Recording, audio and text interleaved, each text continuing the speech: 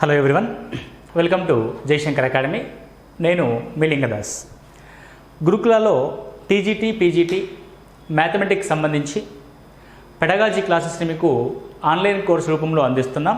ఎవరైతే ఈ pedagogy classes కావాలనుకుంటారో వారు జయశంకర్ అకాడమీ యాప్ని డౌన్లోడ్ చేసుకోండి. జయశంకర్ అకాడమీ యాప్ డౌన్లోడ్ చేసుకొని 8885607060కి కాల్ చేయండి. ఓకే, జయశంకర్ అకాడమీ యాప్ ద్వారా అంటే జయశంకర్ అకాడమీ ద్వారా especially for mathematics, Jayashankar Academy specially mathematics institution.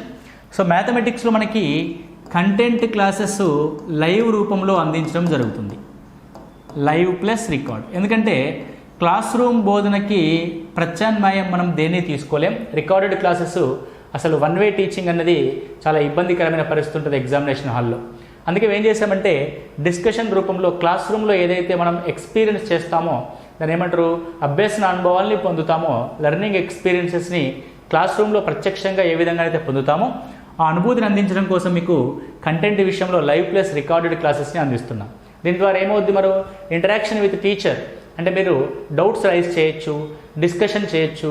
Analysis అనేది చాలా ఈజీగా డైజెస్ట్ అవుతుంది. అనాలిసిస్ ద్వారా సబ్జెక్ట్ ఈజీగా డైజెస్ట్ అయ్యి ఎలాంటి ప్రశ్న ఇచ్చినా ఆన్సర్ చేసే విధంగా మన యొక్క ప్రిపరేషన్ని కొనసాగిస్తాం. మరియు సిస్టమేటిక్ వేలో ఆ 2 hours or 3 hours క్లాస్ని మీరు డైలీ వింటూ వెళ్తూ ఉంటారు. అదే రికార్డెడ్ క్లాసులు అనుకోండి, కొందరు పడుకొని వింటారు, కూర్చొని వింటారు, వంట చేస్తూ వింటారు.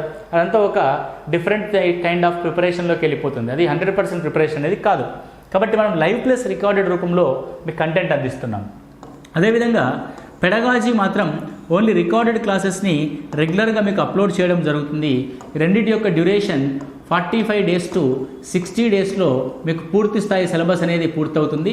1 year వ్యాలిడిటీతో మీకు ఈ కోర్స్ అనేది అందించడం జరుగుతుంది. అయితే ఇక్కడ ఎవరైతే ఉమెన్ ఉన్నారో, మహిళలు కానీ, ఒకవేళ వారు ప్రైవేట్ టీచర్స్ కానీ లేదంటే గెస్ట్ టీచర్లు కానీ ఎవరైతే ఉంటారో వాళ్ళకి ఫీజులో ప్రత్యేకమైన రాయితీ అందించడం జరుగుతుంది. యాక్చువల్గా రెండింటికి కలిపి 11,500 రూపీస్గా మేము fee నిర్ణయించాం.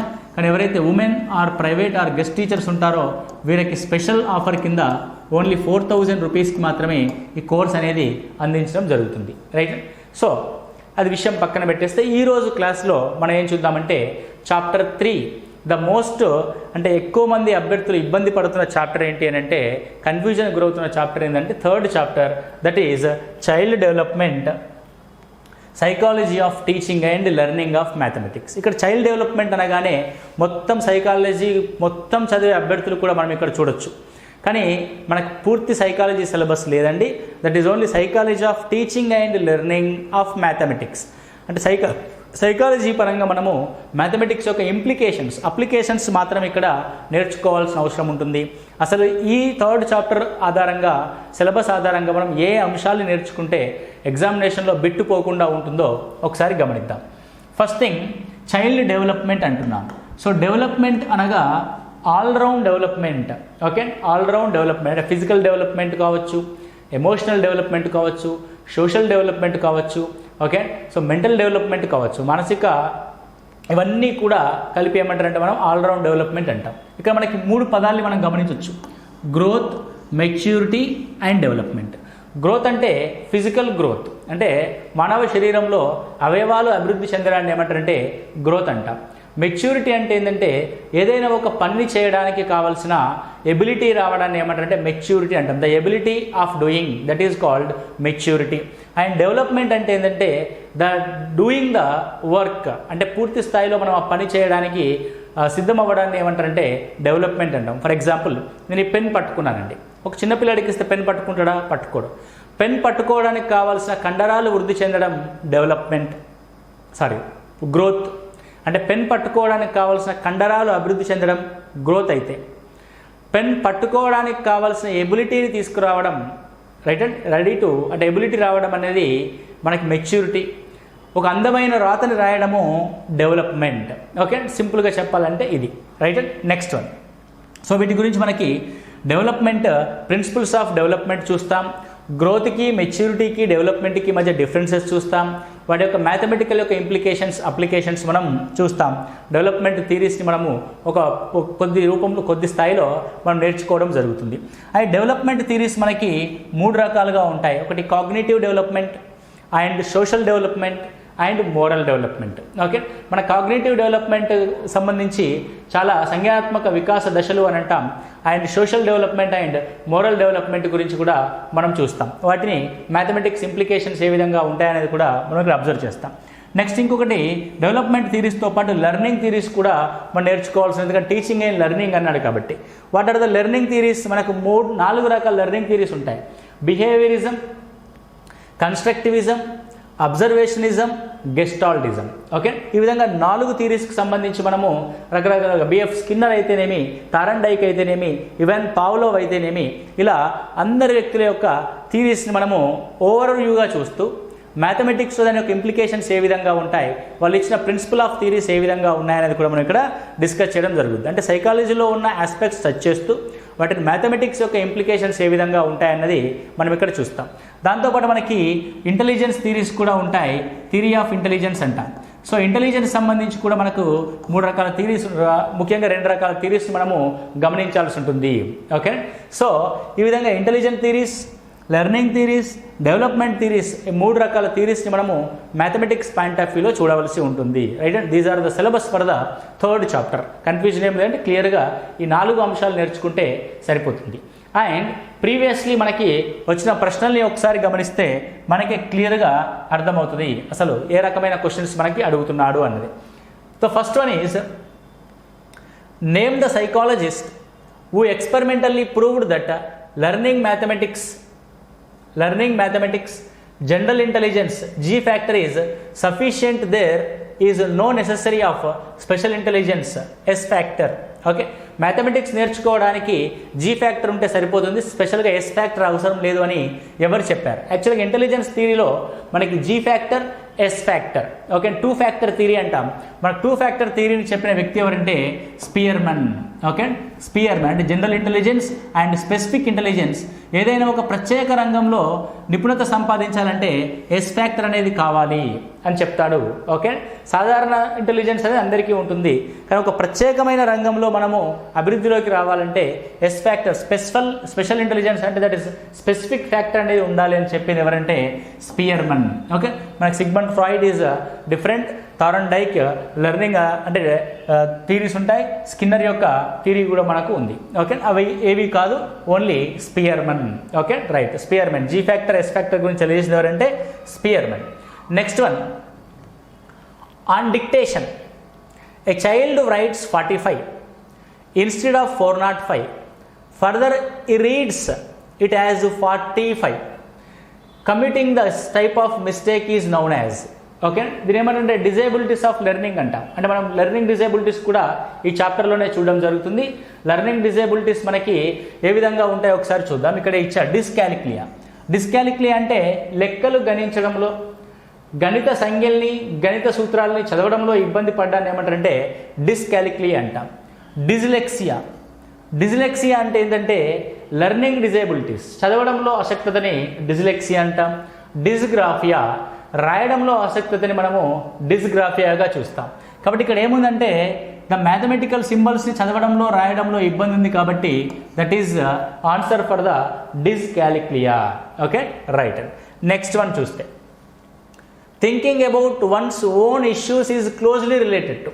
Okay, thinking about one's own issue is closely related to అంటే ఒక వ్యక్తి యొక్క స్వయం దాని ఏమంటారు తన సొంత ఇష్యూని క్లోజ్గా అబ్జర్వ్ చేస్తే ఏమవుతుంది అంటే inductive, deductive, problem solving and heuristic. Inductive అంటే ఆగమన పద్ధతి, దీన్ని సూత్రీకరణ పద్ధతి అని కూడా అంటాం. ఎగ్జాంపుల్స్ నుంచి ఒక సూత్రాన్ని రాబట్టడం. డిడక్టివ్ అంటే సూత్రం నుంచి ఎగ్జాంపుల్స్ని రాయడం.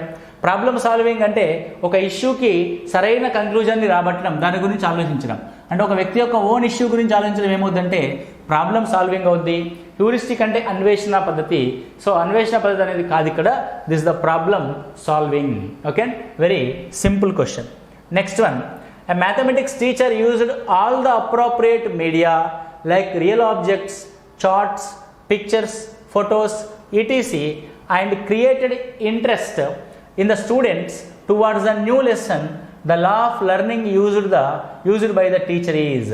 ఓకే, ఒక కొత్త పాఠాన్ని మనం ప్రారంభించేటప్పుడు విద్యార్థుల ఇంట్రెస్ట్ని క్రియేట్ చేయడానికి మనము చార్ట్స్ని కానీ బొమ్మల్ని కానీ లేకపోతే మోడల్స్ని కానీ ప్రిపేర్ చేసుకోవడాన్ని ఏమంటామంట. ఓకే, ఇదేంటి అని అంటే ఒక విద్యార్థిని కొత్త పాఠం ప్రారంభించడానికి సిద్ధపరచడం. That is called law of readiness అంట. ఓకే, లా ఆఫ్ ప్రిపరేషన్ అనేది కాదండి, లా ఆఫ్ రెడీనెస్ అంటే విద్యార్థిని మనము కొత్త చాప్టర్లోకి ఎంటర్ అవ్వడానికి క్యూరియాసిటీని కలిగించడానికి మనం ఏం చేస్తున్నాం, మనం రెడీనెస్ని చేస్తున్నాం. ఓకే, సో దాన్ని ఏమంటారంటే లా ఆఫ్ రెడీనెస్ అంట. లా ఆఫ్ ఎఫెక్ట్ వేరు, లా ఆఫ్ ఎక్సర్సైజ్ అనేది డ్రిల్ కిందికి వస్తుంది.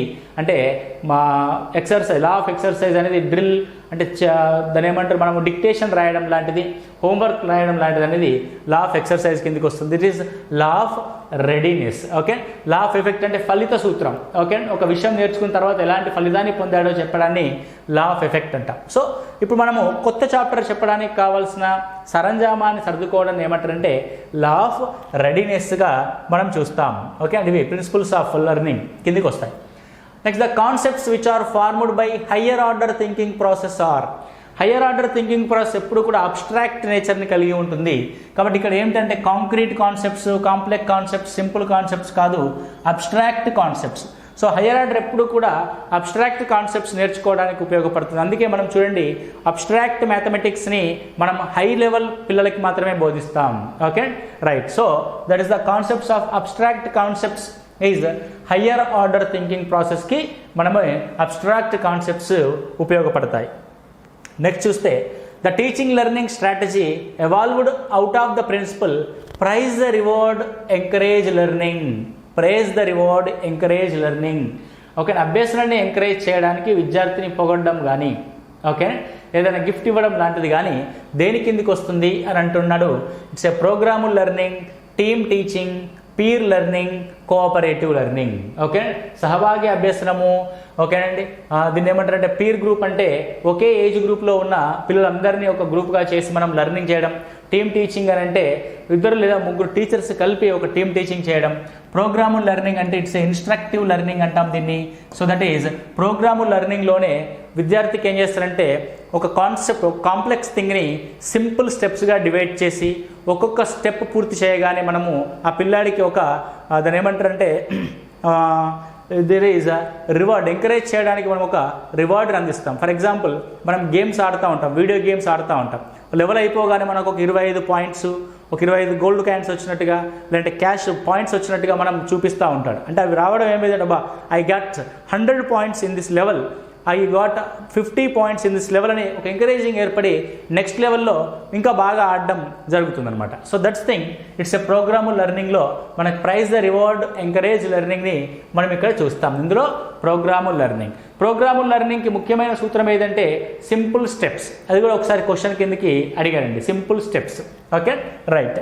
Next one, the type of disability.